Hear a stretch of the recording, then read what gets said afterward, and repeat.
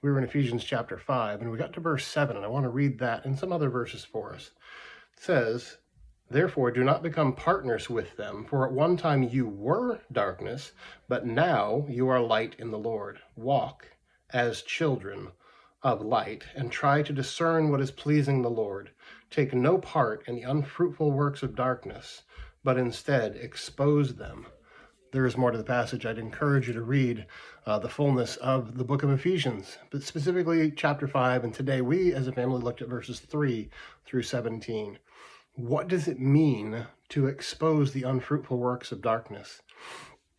Well, there are probably quite a few things you could think of in your mind as you think about unfruitful works of darkness. But I want us to be very cautious also in that we don't talk about the details of sinful things. Earlier on in the chapter, it says to avoid sexual immorality. Well, my 6-year-old son Malachi asked me this morning as we were reading this passage, what is sexual immorality? And I'd say, well, immorality is anything immoral that is against the moral absolutes that God has said in his word.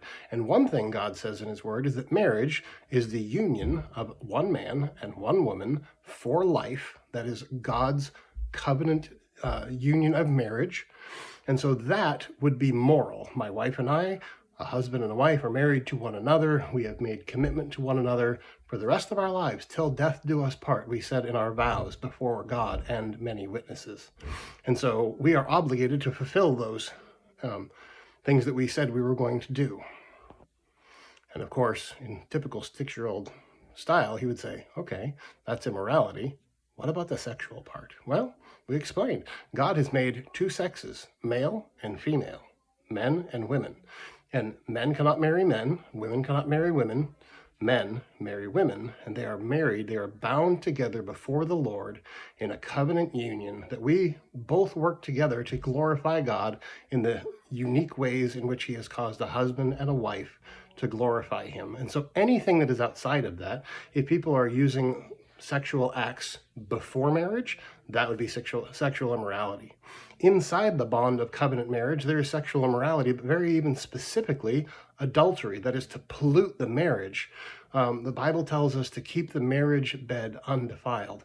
So I just want to encourage you, dads, if you run into these passages where you almost don't want to say what the Bible says, don't give the details, give general concepts. They generally will satisfy the minds of a 6-year-old. They'll give him something to think about and something positive to think about that will correct the error, but it will mostly glorify God in the things that he has put forward.